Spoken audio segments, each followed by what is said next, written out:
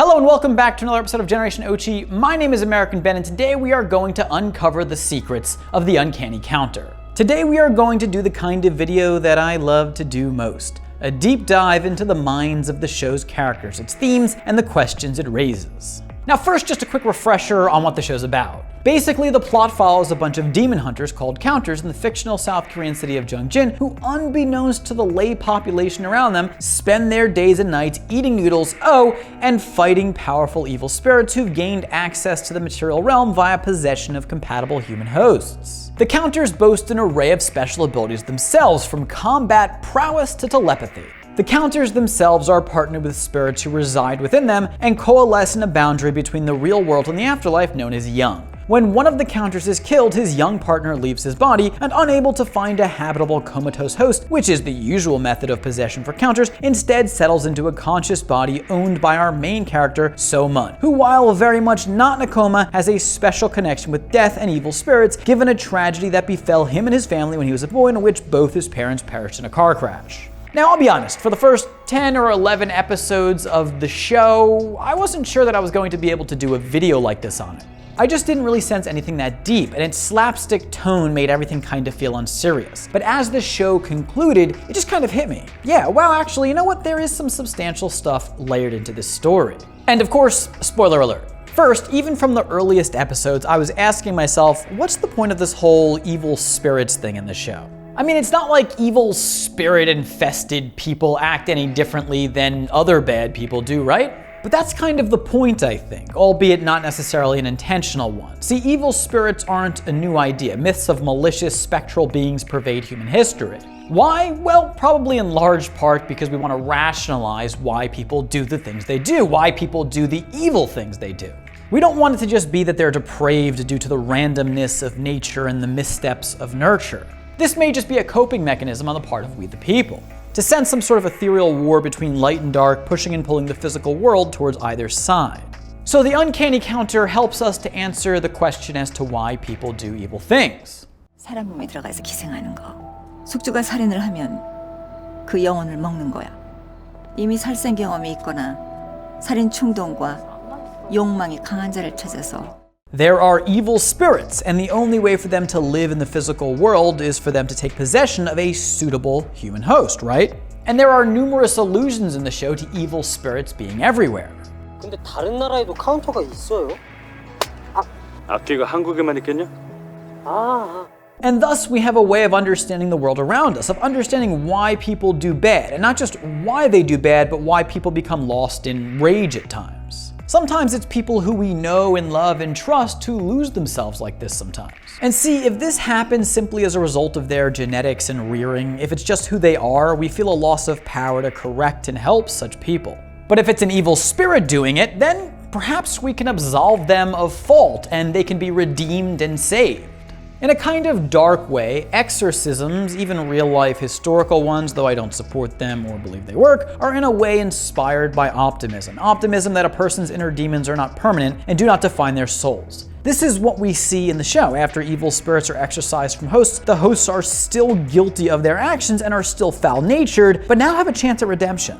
Listen, you may scoff at the religious people who have performed exorcisms on people in days of yore, but I mean, people have always done cruel things to each other out of ignorance. And many of you have probably sat around in a bit of despair at times, pondering how some people can be so awful, trying to explain their actions away by employing various arguments of specious logic, and just generally ruining the day you entered into this dark, decrepit world. Now, if you ask me, the world's not really that dark, but I digress. So of course, if there's these evil spirits, then we want a way to counter them, right?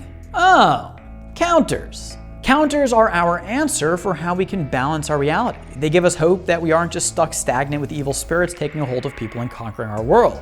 Counters are obviously angel-like figures in that they work to protect and restore goodness in the world on behalf of a higher plane that oversees material reality. However, they're also very human-like figures, and the rules and regulations that govern them speak to how humans might go about countering the evil spirits that plague them. 우리가 준 힘을 사적 복수에 사용하지 말 것. 인간사에 함부로 관여하지 말 것. 카운터의 정체를 누구에게도 알리지 말 것. 만약 어길 시 카운터 자격을 박탈한다.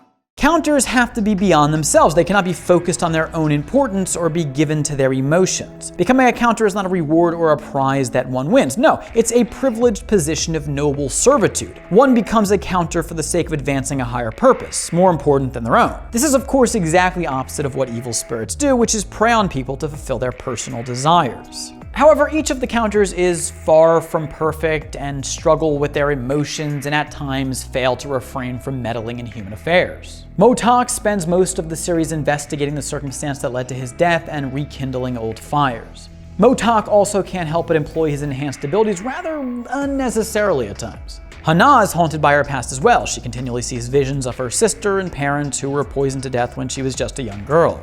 Counters aren't free from the memories that ail humans, and though she tries to put up a stoic facade, Hana's in a lot of pain. Mrs. Chu herself lives with the painful memories of her son's death, though given that her son is now her young partner, her inner struggles are perhaps not as difficult to bear. Her healing power, which seems to age her, demonstrates just how selfless countering is intended to be. Her abilities are not afforded to her for her pleasure and benefit, they're given to her so that she can employ them on behalf of higher powers. Of course, then there's So-mun, whose very purpose in becoming a counter is selfish.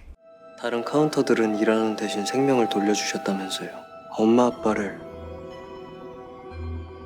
만나게 해주세요. He wants to see his parents again in exchange for taking the position. Mun is also given more room to err as a counter than anyone else. Actually, at first, he's completely given to his emotions. 곱절로 갚아준다 경고했지!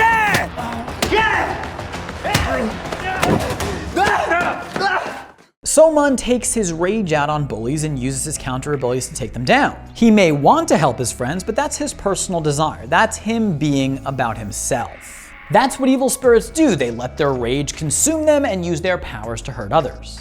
어떻게 하면 볼 수 있어요? 어떻게 하면 기억 열 수 있어요? 나 몰라요. 나 어떻게 해야 돼요? 어떻게 해요? 나 우리 엄마 아빠 죽인 새끼. 나 알아야 돼요. 우리 엄마 아빠. Mun is also haunted by his past, and he's dead set on taking down the person responsible for the accident that took his parents' lives. Again, not what a counter is supposed to do. I actually feel like the arbiters of Young are pretty lenient with him, at least up until the point at which they take his powers. 결정하겠습니다. 유흥위원회는 1543호 카운터 소문의 자격을 박탈합니다. While we may think that his actions are justified, that's because we too, like him, are missing the bigger picture. Counters are not given their powers so they can settle human affairs or help themselves. They are warned when they first become counters that getting hurt is part of the job. 우리가 보통의 인간이 갖고 있지 않은 큰 힘을 주긴 하지만 일을 하다 죽을 수도 있고 다치는 건 일상이고. The Young Squad is actually pretty lenient with all of the counters in letting them err because to do so is human. Humans are going to struggle with so-called evil spirits which try to make them give in to their emotions or specifically to their rage and embrace bitterness. And to escape that temptation and remain composed is what being a good counter is all about. 네 감정 그렇게 주체 못하는 거 너도 네 주변 사람들도 위험하게 만드는 일이야. Or perhaps it's what being a good person is all about, and eventually Mun becomes enlightened to this truth and tries to impart the wisdom he's gained to his former bully. This is actually a really important scene right here because it reveals something to us about the show's philosophy. 신여고, 우린 아직 어리잖아. 넌 기회가 있어. See, earlier in the show, an evil spirit looks at Shin Hyuk-yu and says, 저 새끼도 우리랑 같은 종이네.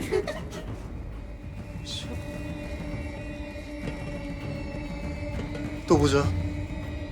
That the evil spirit sees him as one of them raises questions about what the difference is between a possessed evil person and a regular evil person. And more importantly, it implies that just because someone is prone to evil action via their nature and nurture, this doesn't mean that they're irredeemable.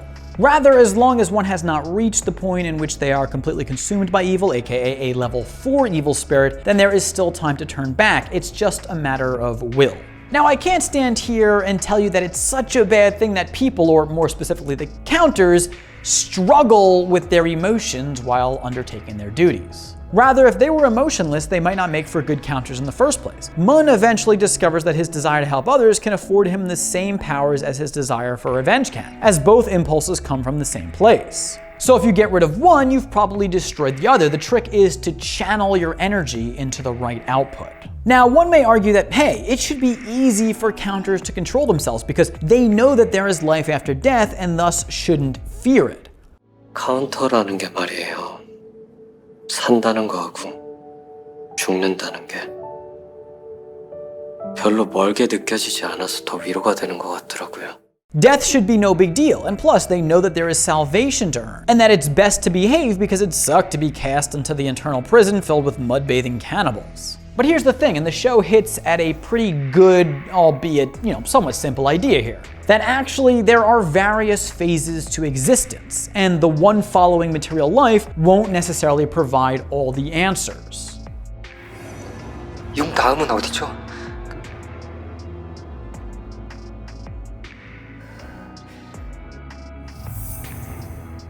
We see that even spirits are somewhat scared of second death, for lack of a better term. So perhaps this life is just the start of a long, long journey through many realms. And this is kind of a big idea to grapple with, I suppose, because to us here in the physical world, death seems pretty significant. It is, after all, possibly the terminus of our existence. 여기는 어디야? 여보, 우리 저승에 왔나 보구려.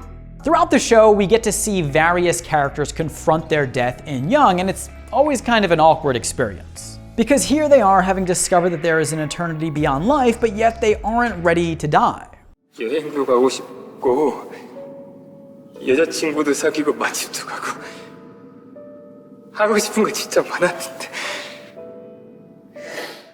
I imagine that if there's an afterlife like the one portrayed in the show, it would take a bit of a time for a recently deceased person to shake off their attachments from the physical world. Which is weird because the physical world seems like everything in life, but once you're beyond it, it should seem quite insignificant, right? And a person's untimely death, which perhaps occurs despite all of their wonderful plans for life, is suddenly less important. And we see characters struggling with this ambivalence between worlds. The show's ultimate message, thus, is that physical life has an inherent temporal nature to it. It has a beginning and an end, and in that relatively short time, one may not get everything right. 그래, 세상에 악기들만 있는 건 아니지. 이렇게 웃고 떠들고 부대끼면서 사는 거, 그게 사는 거지. We may not be okay for most of our lives even, but given that life on Earth is just a pit stop on the road to a higher destination or nothingness, both ends implying pain may cease, we'd be wise to just stick around in life, right? Because we can experience small moments of joy and just do the best we can. And while for some reason known only by powers beyond even young, the world must be protected from evil spirits, there's an extent to which this epic battle itself provides for some of the most beautiful things in life. I present to you this passing comment from Motak. 전쟁 중에도 사랑은 싹트는 법이지. 다음. 괜히 엮지 마. 이러면 나 또 어색해지고 막. This little line is just a joke at Hana and Mun's expense, but it contains some meaning. War does create love. Evil spirits make good ones appreciate each other. The bad in the world is a platform for good but struggling people to find each other, love each other, and together get through life as best they can. Anyways, that's my breakdown of the hidden messages in the Uncanny Counter. It's kind of a simple, fun show, but it's got some meaning in there. There's something there, I think, that we dug out. If you enjoyed the video, please do give it a big thumbs up. Comment down below, let me know what you think. Subscribe to this channel. Hit that notification bell so you don't miss a damn thing. For now, my name is American Ben, Generation Ochi. Peace.